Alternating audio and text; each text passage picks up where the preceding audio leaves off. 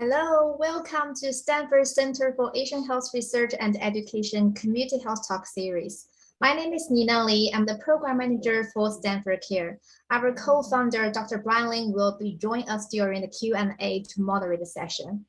I'm proud to bring you another series of talk on Asian health, which co-sponsored and co-hosted by our very own Stanford Health Library. Great thanks to Vincent V.C. Wu Foundation for sponsoring the talk as well. I'm really pleased to welcome Dr. Meryl Sperling, who will be speaking on early screening and diagnosis of gestational diabetes mellitus in Asian subpopulations. Dr. Meryl Sperling is a fellow in maternal-fetal medicine at Stanford University. She was previously part of the Japanese exchange and teaching program where she taught English in rural Japan and subsequently received a Master of Arts in Secondary Education at Columbia University Teachers College. She attended Georgetown University School of Medicine and completed her residency at the University of Hawaii. Her research interests include gestational diabetes mellitus and maternal health disparities in Asian American and Pacific Islander populations. Please join me and welcome Dr. Meryl Sperling. So thank you very much for that introduction. My name is Meryl Sperling. I'm one of the third-year maternal-fetal medicine fellows, and my research interest has really been through fellowship on gestational diabetes. So I'm excited to speak to you today about gestational diabetes in Asian subpopulations and also talk about some of the work that I've done. I have nothing to disclose. And in terms of our objectives today, we're going to be discussing the rationale for early gestational diabetes screening and its risks and benefits, and then also define overweight in Asians as it is different in Asians than it is in other populations, and then analyze the risk of gestational diabetes in different Asian subpopulations. Okay. So what is gestational diabetes? And so it's carbohydrate intolerance that develops in pregnancy. So as the placenta grows, it releases hormones such as estrogen, cortisol, and another hormone called human placental lactogen. And human placental lactogen, it decreases maternal insulin sensitivity and leads to an increase in maternal blood glucose. And normally the pancreas is able to make additional insulin to overcome insulin resistance. But when production is not enough to overcome the effect of placental hormones, then the result is gestational diabetes. And gestational diabetes has many parallels to type 2 diabetes. It's abnormally increased insulin resistance along with inadequate pancreatic beta cell adaptation. And you'll hear me using the term GDM, which is just a shortened phrase for gestational diabetes. And so we traditionally diagnose gestational diabetes between 24 and 28 weeks of gestation. And so if a pregnant patient comes to us, as long as they have no previous history of type 1 or type 2 diabetes, then everyone is universally screened for gestational diabetes at this gestational age. And the prevalence in the United States, it's quoted as anywhere between 6 to 25%. And that really depends on the population that's being studied, as well as the modality that is used to screen and diagnose this disease. And we'll go into that in more detail a little bit later. And then there's really two classifications of gestational diabetes.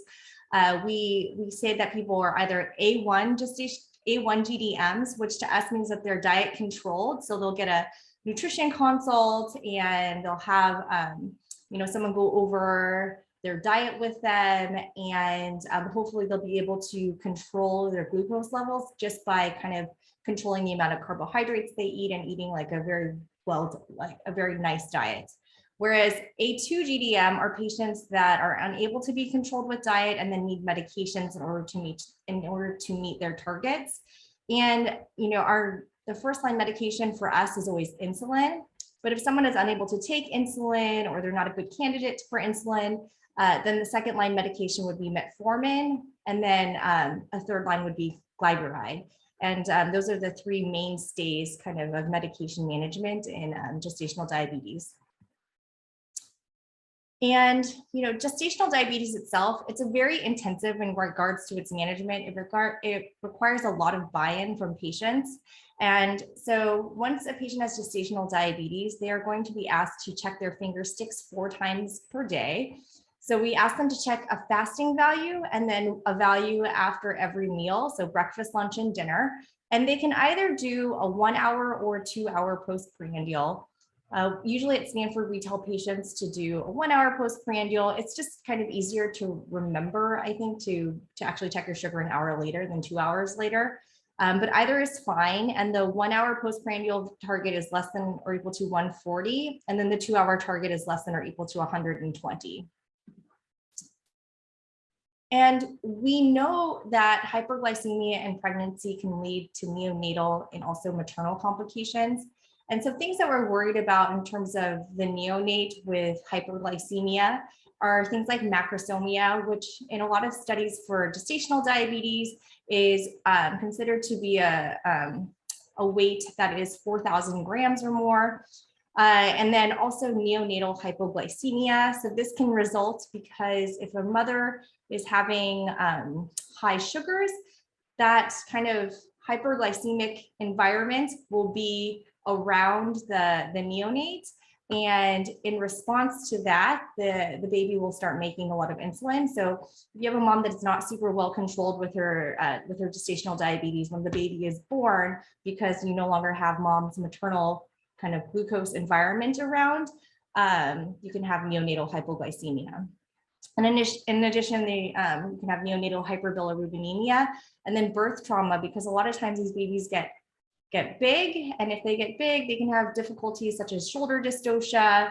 Their fat distribution is different, and so we worry about things like brachial plexus injuries and other types of birth trauma. In terms of maternal complications, things that we always think about are preeclampsia. So that's one of the hypertensive disorders of pregnancy. There was one study that looked at if you had a fasting blood glucose of less than 115, there was 10% of patients ended up getting preeclampsia versus almost 20% if your fasting blood glucose is greater than 115. So very related. And then also cesarean birth. So patients who were diet controlled had about a 17% chance of getting delivered by cesarean birth versus 25% who are on medications. And this is versus 9.5% of controls. And then one thing that we always want to tell patients about is that their future risk of type 2 diabetes, which can be up to 70% within 22 to 28 years after pregnancy. And so, pregnancy itself is a great window into the future health of a patient. And it's a great time to be able to teach people about nutrition, and then also discuss their risk for screening after pregnancy, so that if they end up having type 2 diabetes, they have earlier recognition and treatment as well. And so what about in Asians? And so this is, I think, an area that is a very interesting research gap that I think will be, that is something I'm very interested in doing more work on. And so this was a study that was based out of Ontario, and it's a population-based healthcare database study, and it looked at 35,000 patients between 2002 and 2011 who had gestational diabetes. And in Ontario, the most prevalent Asian populations are Chinese and South Asians, and they compared just patients that had gestational diabetes to those to the rest of the general population who had gestational diabetes. And they looked at many of the things that we are concerned about. And what was interesting, though, is that the Chinese patients pretty much had a lower incidence of these adverse neonatal and maternal outcomes than South Indians and also the general population. They even had even lower risk of cesarean birth. South Indians and Chinese had lower incidence of shoulder dystocia. It was, and which kind of also makes, I think, intuitive sense, because a lot of the complications from having like a shoulder dystocia or a macrosomic baby, in terms of when you compare Asian babies to babies, mothers born to non-Hispanic whites, there is a 200 to 400 average, weight difference in between. So Asian babies tend to be a little bit smaller as well. And then how about in the United States? So this is looking at GDM outcomes among Asians in Hawaii. And this is a retrospective cohort study of patients referred to a gestational diabetes program from 1995 to 2005. It looked at over 2,100 patients. And it broke the categories down into Native Hawaiian and Pacific Islander, Japanese, Chinese, Filipino, Caucasian, and then combined. And, when they looked at things like preeclampsia, it did seem like there were a little bit more in the Native Hawaiian Pacific Islander group, but the other groups were pretty similar. Shoulder dystocia was actually very similar between all groups. And then in terms of the type of delivery, so Native Hawaiian and Pacific Islanders had almost 20% of babies that were greater than or equal to 4,000 grams. They also had higher rates of neonatal hypoglycemia and hyperbilirubinemia, which could indicate kind of not as good control of their gestational diabetes prior to delivery. And then interestingly too, when I look at the Chinese patients as well, they also have lower rates of cesarean delivery in this study at 20%, which is, like 5 to 10% lower than the rest of the subpopulations that are studied. And that's kind of a similar finding to the study out of Ontario, which I think is very interesting. And so why do we treat gestational diabetes? And really, we treat gestational diabetes because we know that it can improve outcomes. And so this is a study coming from the Maternal-Fetal Medicine network. And essentially, the MFMU network is multiple institutions across the United States who recruit patients for trials in order to have kind of strength in numbers to answer interesting clinical questions. And in this study, patients were in their 24th to 31st week of pregnancy, and they all had gestational diabetes, and they were randomized to expectant management versus treatment.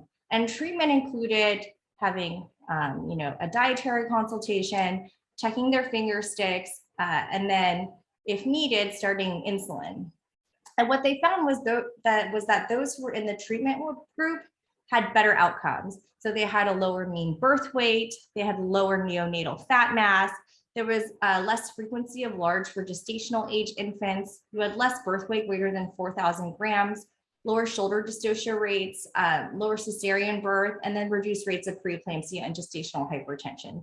So really giving merit that we should be actively treating this condition in order to improve outcomes. And then this was another landmark study called the Hyperglycemia and Adverse Pregnancy Outcomes Study, also known as the HOPO trial. And in this trial, patients were given a 2-hour oral glucose tolerance test, which is a fasting test. You're given a 75-gram glucose load. And with this study, they followed 25,000 patients, and they tried to see if there was a certain cut point where they could say that the risk of certain outcomes that they were looking at was increased. And they couldn't necessarily find a cut point, but what they found was that there was a continuous relationship between maternal glucose levels on each of the 3 values of the 2-hour oral glucose tolerance test for things like cesarean birth, birth weight greater than the 90th percentile, neonatal hypoglycemia, and then fetal hyperinsulinemia. And so, this is the first trial that really looked at birth outcomes based on the diagnostic modality that was used to diagnose gestational diabetes. And we'll get into more about kind of methods for diagnosing gestational diabetes, but because of this study, essentially the rest of the world changed the way that they diagnose GDM, and they all, most parts of the world use the 2-hour oral glucose tolerance test. The United States is one of the only countries that still uses a different way primarily to diagnose gestational diabetes. And so how do we diagnose gestational diabetes? And, I think when most people think of diabetes, they think of a hemoglobin A1C, but I think we need to remember that with gestational diabetes, it's diabetes in pregnancy. So we wouldn't expect patients to necessarily have an elevated hemoglobin A1C. If they did, and it was consistent with type 2 diabetes, then we would just diagnose them with type 2 diabetes at that time and then treat them as such. And so, for gestational diabetes, patients will have a normal hemoglobin A1C. But in addition, we're going to talk a little bit about hemoglobin A1C and how it's also not necessarily the best measure in pregnancy. So when sugar enters your bloodstream, it attaches to hemoglobin, which is obviously a protein in your red blood cell. And then everybody has some sugar attached to their hemoglobin, but people with higher blood sugar levels will have more. And so this A1C test measures the percentage of your red blood cells that have sugar-coated hemoglobin on it. But it's affected by conditions that alter the red blood cell lifespans. So for example, iron deficiency anemia can prolong red cell survival time and increase hemoglobin A1C levels. And pregnancy itself is a state of altered RBC kinetics with increased erythropoiesis and also with hemodilution. And so this was a recent study that just came out, and they basically took patients and had them complete an oral glucose tolerance test, and then also do a hemoglobin A1C at the same time. And they did this at 3 time points. They did it at the end of the first trimester. They did it again at the end of the second to the beginning of the third trimester. And then the last time was in the postpartum period. And what they found was if you got a hemoglobin A1C with the glucose tolerance test in the first trimester, it correlated pretty well with the hemoglobin A1C estimated average glucose. But when you get to the late second trimester, early third trimester, you see that the hemoglobin A1C kind of underestimated the mean glucose. So the mean glucose was 111.2, but the hemoglobin A1C estimated average was 99.6. And then it went, and this is the time period when most patients will be getting their gestational diabetes screen. And then in the postpartum, it goes back again to kind of normal, what you would expect, which I think makes sense.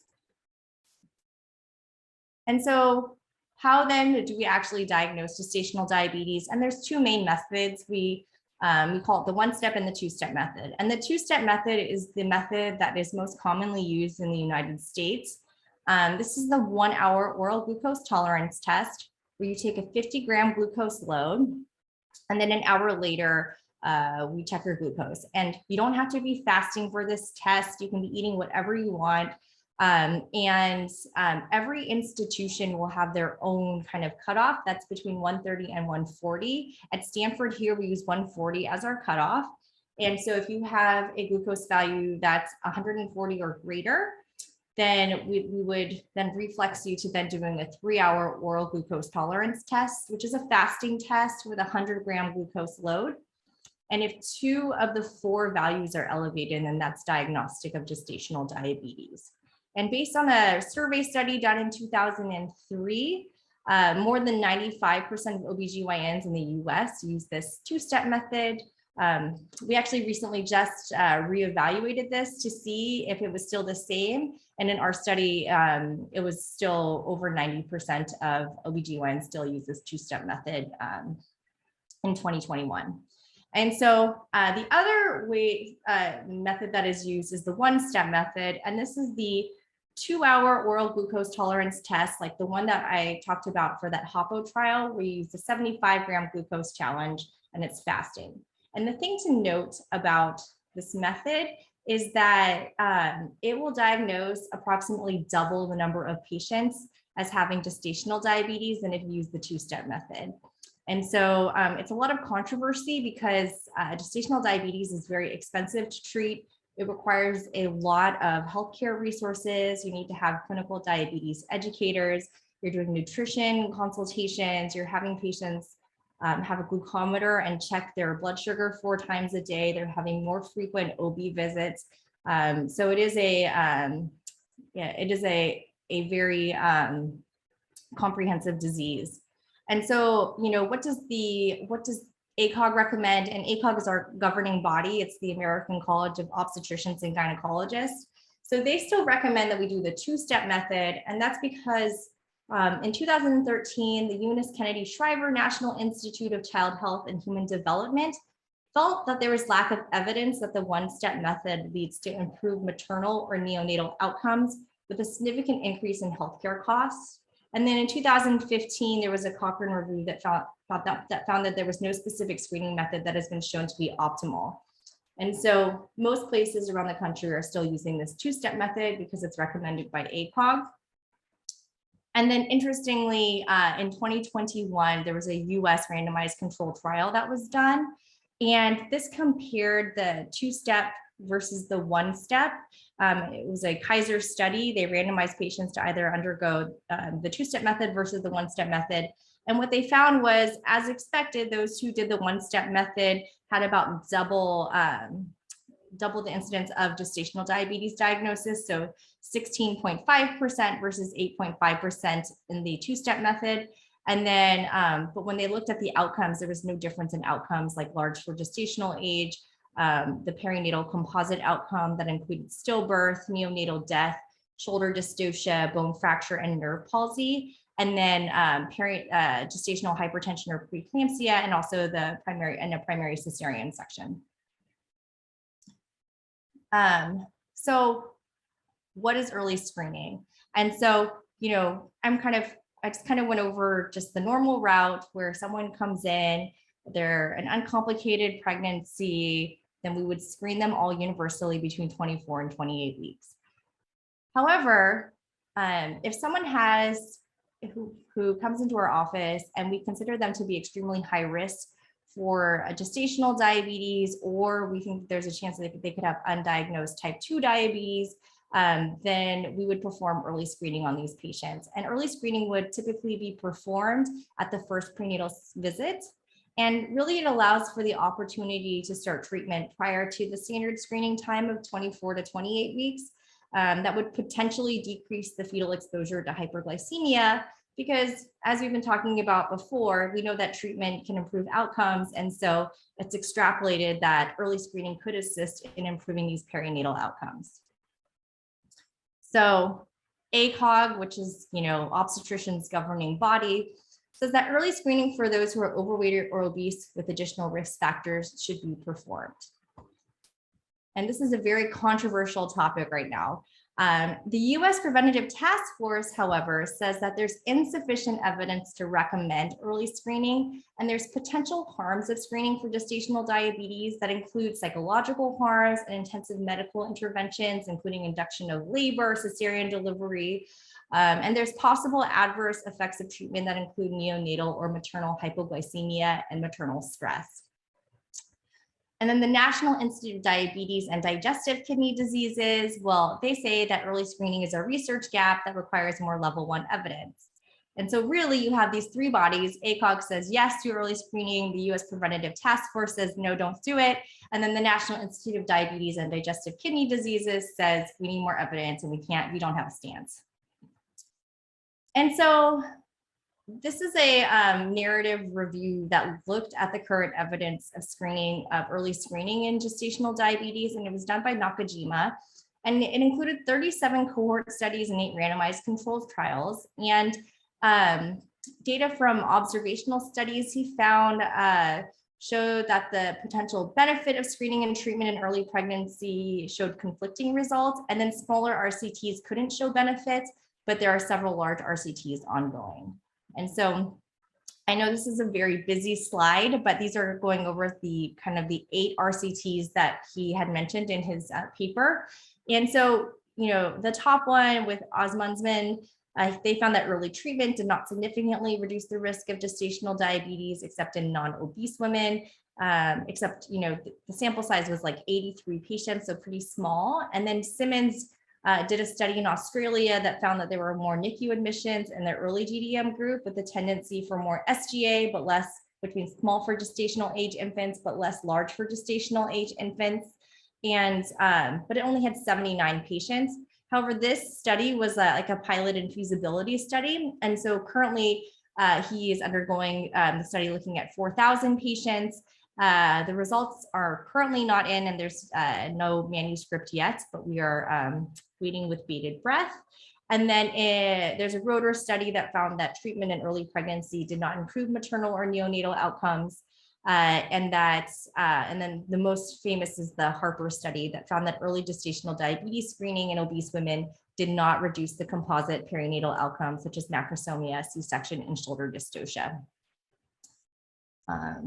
And so this is looking more at that Harper study, because this Harper study had quite a few patients. It had 922 patients in it. And so this compared early gestational diabetes screening to routine screening in obese patients.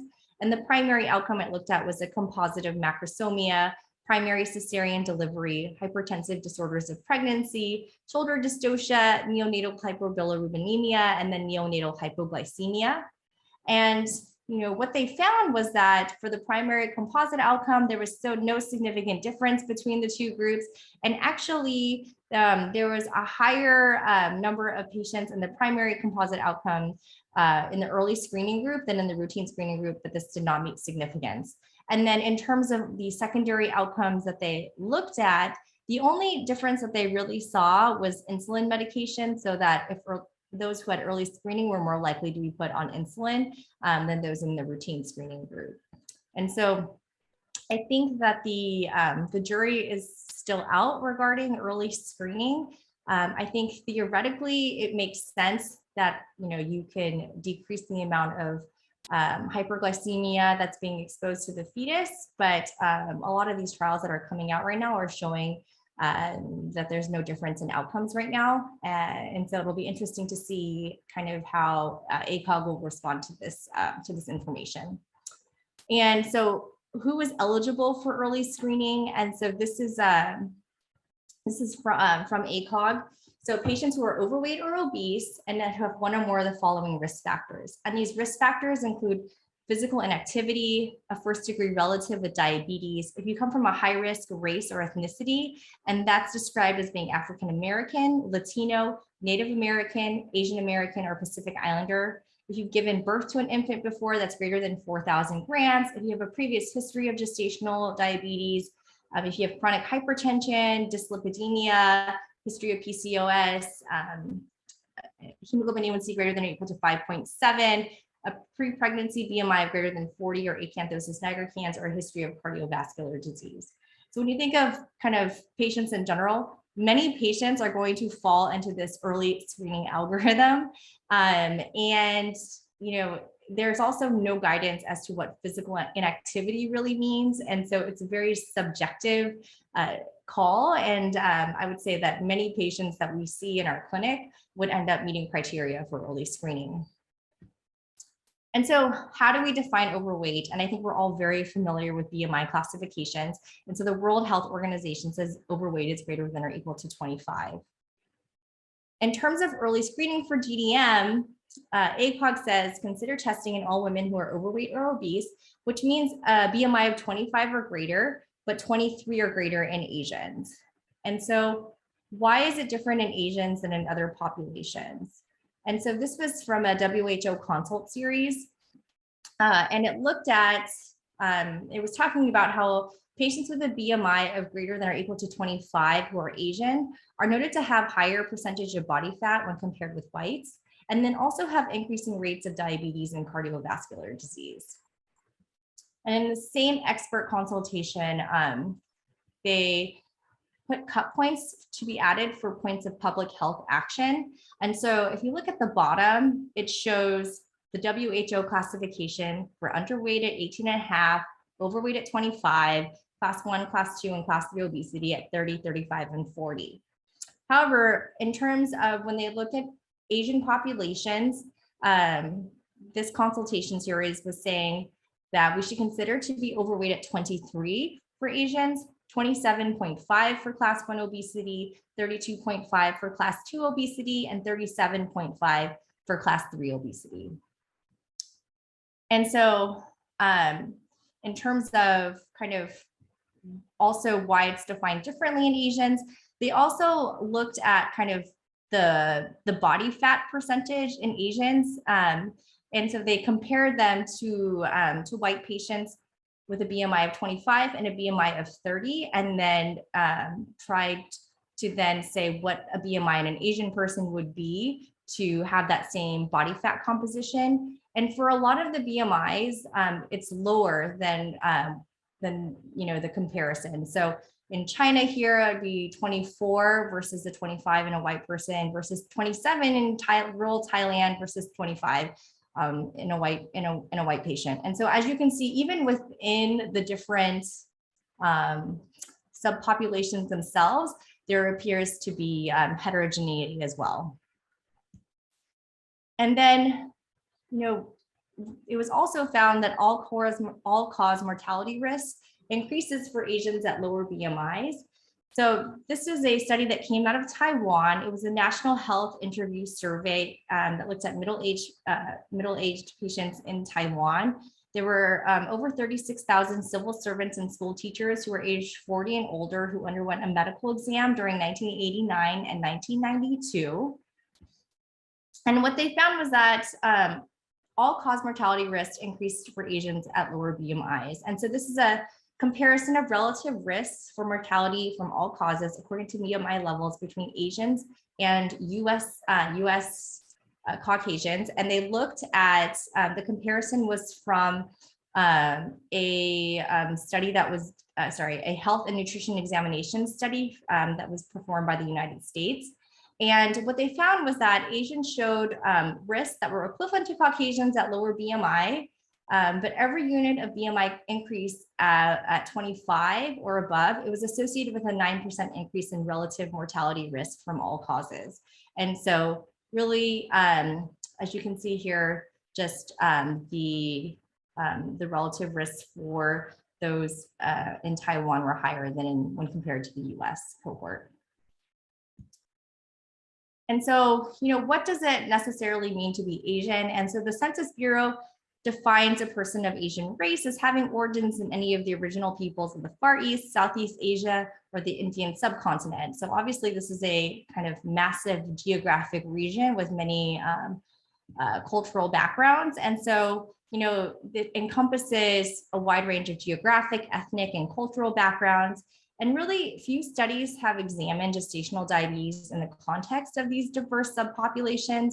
And I think we're lucky in California that we have the largest Asian population in the United States. And so we can really do some meaningful studies to look at Asian patients and then also kind of gestational diabetes and complications. And so this was a study done by Henderson, and it was looking at patients through the Kaiser Permanente Northern California system. It looked at over 123,000 patients who delivered between 1995 and 2006 who had gestational diabetes.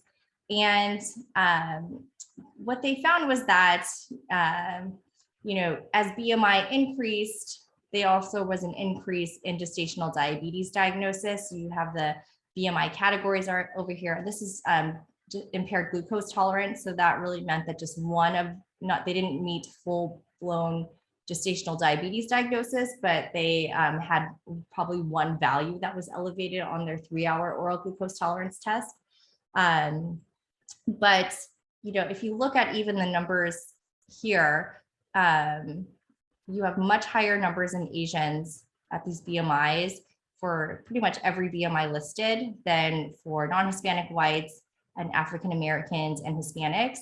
And they only disaggregated Filipina and Asians, and they did seem fairly similar in this study. And then this looked at the fraction of gestational diabetes that was attributable to overweight and obesity by race and ethnicity in California. And so they calculated population attributable fractions for gestational diabetes. In this study, they analyzed over 1 million records of patients who were age 20 or older, who had a live birth in California between 2007 and 2009. And they used logistic regression to estimate the magnitude of the association between pre-pregnancy, body mass index, and GDM, and then calculated the percentages of GDM attributable to overweight and obesity. And in this study, they said that the adjusted percentages of gestational diabetes deliveries attributable to overweight and obesity were 17.8% among Asian and Pacific Islanders. And actually, if you compare these to the other groups that were studied, this is very low. So 17.8 for non-Hispanic, Asian, and Pacific Islander. But if you compare it to non-Hispanic American Indian, it's 57.8. Hispanic is 44.2. So these are all in the 40s and 50s, but the Asians and Pacific Islanders are at 17.8. And then it was further broken down for this population attributable factor by Asian subtype. And I think what is extremely interesting is when you look at, Vietnamese patients, they have the third highest prevalence of gestational diabetes, but their population attributable factor is extremely low when you look at overweight, obese, and then total overweight and obese. And this is true even for some of the other Asian subpopulations as well. The reason why these numbers, the reasons why these numbers at the bottom for total overweight and obese seem higher than kind of the other study is because they also put in overweight 1 and overweight 2 with a 23 to 24.9 for overweight 1 for Asians as well. And then, we've looked at acculturation as well. And its association with gestational diabetes. And in previous studies, it's been noted, so acculturation is the social process by which racial and ethnic minority people adopt the behaviors, practices, attitudes, and values of the host country. And so you look at things like nativity, the language spoken at home, and the length of residence in the United States. And in previous studies, it's been noted that higher acculturation has been associated with an increased risk of diabetes among Hispanic people.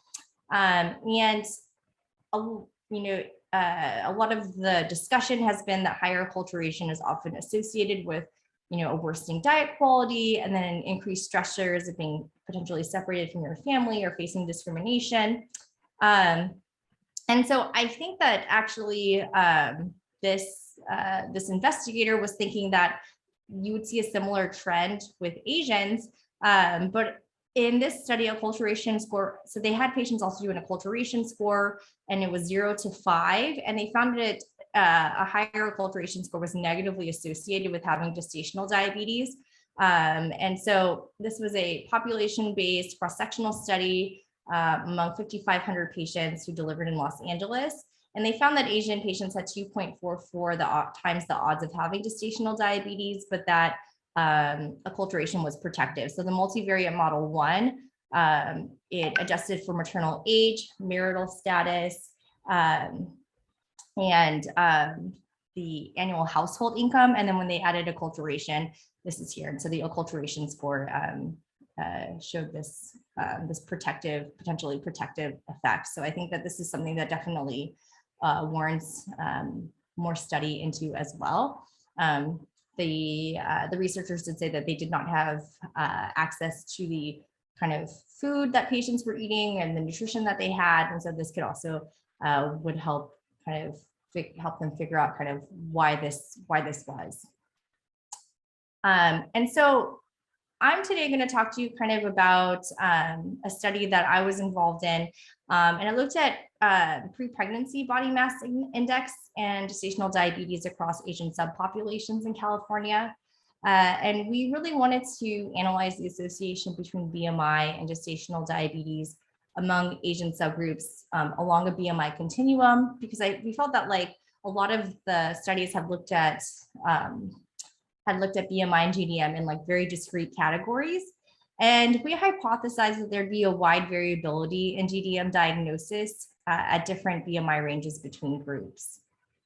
And so for our study, we used California's Office of Statewide Health Planning and Development, which links birth and fetal death certificate and maternal and infant hospitalization discharge records for births in the state between 2007 and 2017. And we included people who self-reported as one of 13 Asian subpopulations that's collected on that form. And then pre-pregnancy BMI was calculated from height and weight reported in vital records. We included patients who like I said, self-reported as one of the 13 Asian subgroups. This included Cambodian, Chinese, Filipino, Guamanian, Hmong, Indian, Japanese, Korean, Laotian. There's a Hawaiian and a Pacific Islander category, but we combined them because of the smaller number of Hawaiian patients, Samoan, Thai, and Vietnamese. And then patients who had more than one delivery during the time period were included. And then we identified GDM as it was reported in hospital linked discharge data or vital records data. And so we excluded patients who had a diagnosis of pre-gestational diabetes, if they have multi-fetal gestation, so like twins or higher, if they identified as more than one race, if their hospitalization was not linked to the birth certificate data, if they kind of had implausible birth dating, so if their gestational age when they delivered was less than 20 weeks or greater than 44 weeks, if patients did not indicate when they initiated prenatal care, because we really wanted to adjust for that and to see if that could potentially explain something. And then if they had height or weight that was outside of expected normal ranges for people.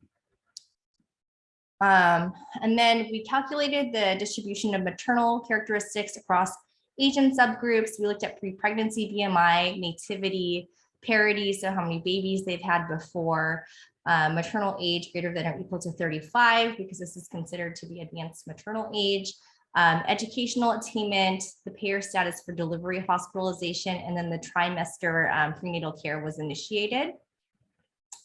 And then we calculated the incidence of gestational diabetes in each Asian subgroup overall, and then separately among those with a BMI of less than 23 and also greater than or equal to 23, because that's the cut point for overweight in Asians. And then we used multivariable logistic regression to evaluate the nonlinear association between BMI and GDM separately in each Asian subgroup. And we adjusted for age at delivery, education, parity, payment method, nativity, and the trimester prenatal care was initiated. And so here we have at the top the 13 Asian subgroups. And I know this is a lot of information, but I think it is interesting to be able to see that there is, stark differences between the groups. Like if you look at age greater than or equal to 35, you have only 8% of the Hmong population who is greater than or equal to 35 at delivery, whereas 50% of Japanese patients, I guess me included, would be in here, delivered at age 35 or greater. And then when you look at things like nativity, you only have 8% of Indian patients who were born in the United States.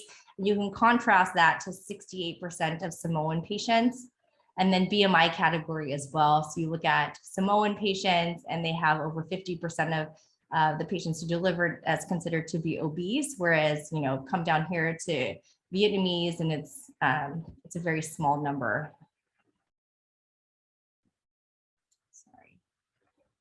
And then, when we look at other things like education and payer type and trimester, they started care. So even for those who are college graduates, if we look at things like Indian and Chinese, very high rates of having a college degree, as a in contrast to Samoan, so our Samoan population here. And then, when we look at trimester, we started care. You have more patients in the Pacific Islander group who started care in the third trimester, also in the Samoan group as well, versus like 1% of those in Japanese and Indian subgroups.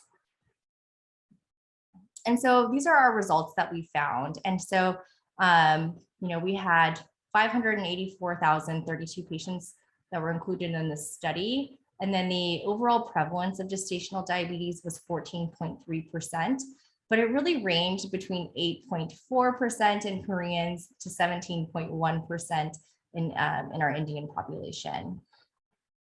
And then when we looked at it at less than 23 versus greater than 23, so this table breaks down the 13 subgroups by BMI, and it found that, and then followed by the total prevalence in each subgroup by all BMI values.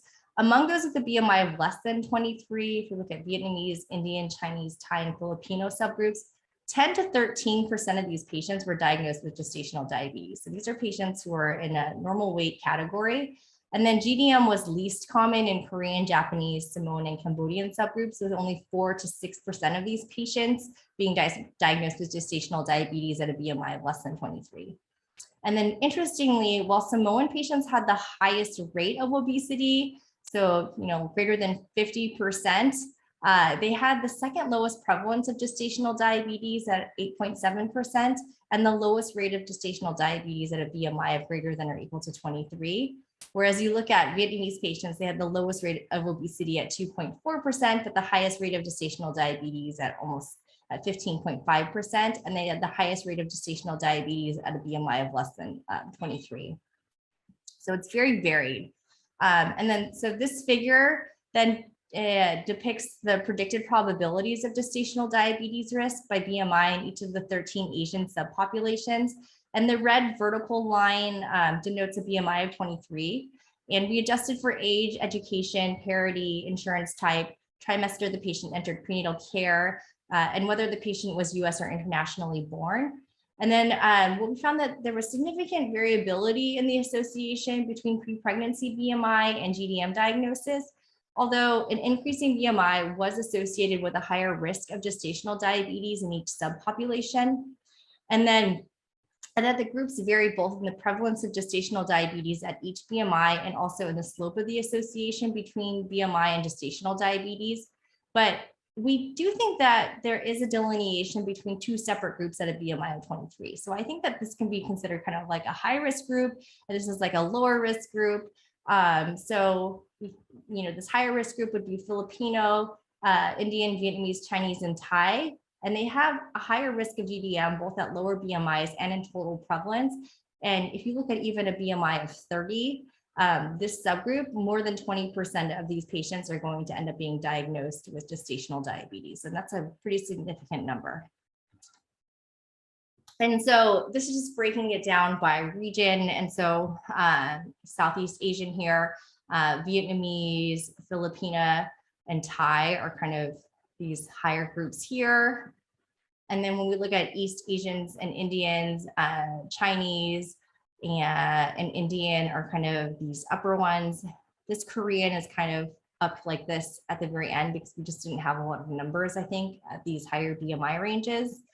And then interestingly, when we look at the Pacific Islanders, the Hawaiians, the Samoans, the Guamanians, the slope of their lines appears to be a lot less steep than the other populations that were studied. And so, the strength of the study, it's a large and diverse study population. It adds granularity in being able to examine gestational diabetes in 13 Asian subpopulations. We were also able to analyze across a large range of BMI values, and we were able to demonstrate the risk along the BMI continuum for each subpopulation. Limitations, however, are that we were unable to ascertain how gestational diabetes was diagnosed. We don't know if they were diagnosed by the one-step method or the two-step method. That's not going to be in birth records. We were unable to know which week in pregnancy the patient was diagnosed with gestational diabetes. There's no information regarding if medications were used or the glycemic control that they had. So we don't know if they're GDMA1 or GDMA2. We rely on ICD-9 coding, and there's always a potential for misclassification of BMI. In terms of future directions, so I think the next place that we're going with this data set is we really want to look at perinatal outcomes in Asians with GDM. And so, a lot of the studies have compared GDM patients like in Chinese versus GDM patients who are South Indian versus GDM patients who are just everybody else. I would like to study GDM patients who are from who are East Asian, and then also compare them to patients who don't have GDM to then see kind of the correlation, to see if there's a difference really in a lot of the outcomes that we are concerned about, like large babies, cesarean birth, and those types of things as well. And so this is something that we are currently working on and is underway. And so in conclusion, gestational diabetes and its association with BMI, it varies among Asian subgroups, and subgroups with the lowest incidence of obesity really trended towards the higher incidences of gestational diabetes. And we really felt that Vietnamese, Chinese, Filipina, Indian, and Thai subgroups created this distinct kind of high risk group that providers should potentially be aware of in terms of risk stratification. And then I just want to say thank you so much for the Center for Asian Health Research and Education for inviting me to speak today. It was such an honor to be asked. I also just want to thank our Maternal-Fetal Medicine division at Stanford for always supporting my research and also helping to fund some of my research. And then these are some of my co-investigators, Dr. Leonard, Dr. Blumenfeld, Dr. Carmichael, and Dr. Chue, who have also been on the study that we just spoke about. And with that, I would be happy to take any questions you may have. Thank you so much.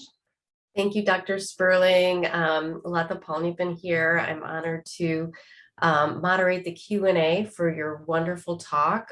We are so impressed by the work that you are doing for Asians in the US and around the world in terms of improving birth outcomes. So thank you.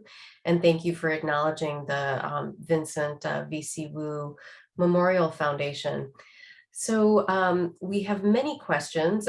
We won't have time to get to them all, so we will definitely have to invite you back. This is a great topic and focus of lots of interest and further research.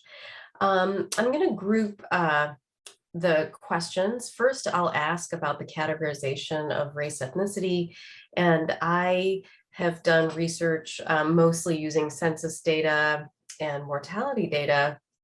And I know there are limitations to how race ethnicity is coded in these national data sets. And there are some questions about Hawaiians being combined with Pacific Islanders. And I know there is a movement more appropriately to separate out Native Hawaiians. And I know you yourself have done work in Hawaii and are particularly alerted to that issue. And then also multiracial, how that was handled in your analysis.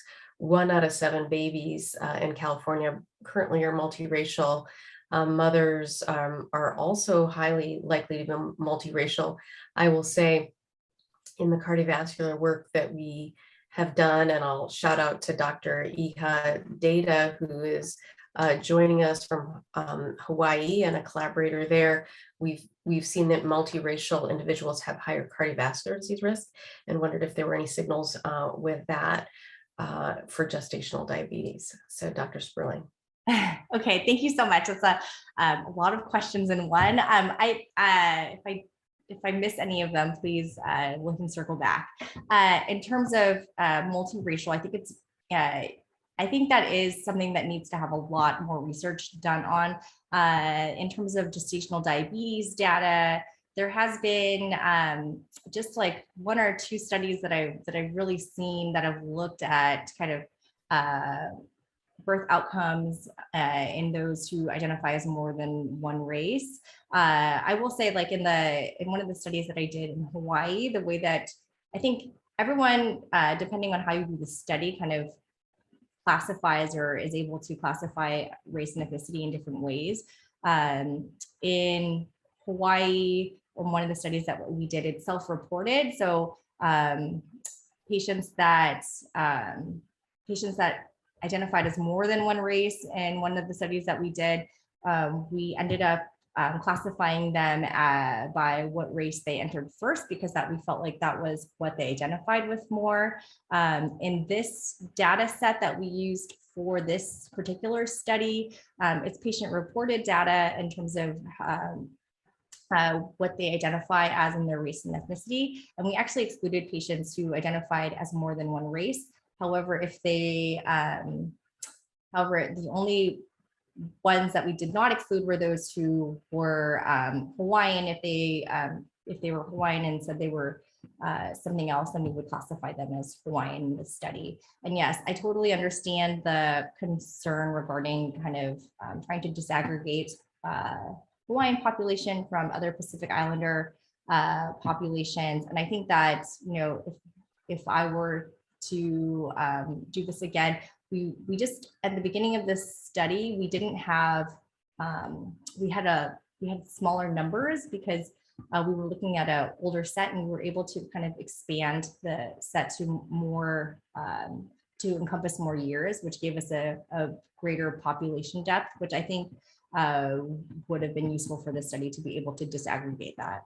And I think I'm missing one other question that you asked me about. I think that was great, Dr. Sperling. Lots of food for thought there. I'm going to combine a couple of other questions on what are the possible reasons that Asians have a higher incidence of gestational diabetes and type 2 diabetes in general. And then does rice in Asian cultures, consumption of rice, affect the prevalence of gestational diabetes and type 2 diabetes? Yeah, I think that the question about dietary intake is an interesting one, which could explain kind of that acculturation being protective in Asians for gestational diabetes. And unfortunately, they didn't have the, any nutritional data to really look at, but that was one of the things that they had kind of hypothesized in their article. For my thesis, we did a randomized control trial that looked at eating or not eating prior to the 1 hour glucose tolerance test, and then seeing it if affected results. One of the secondary analysis that we do plan on doing is actually looking at kind of the dietary content of those who actually ate before their glucola, and seeing if what they ate affected kind of the results that they had.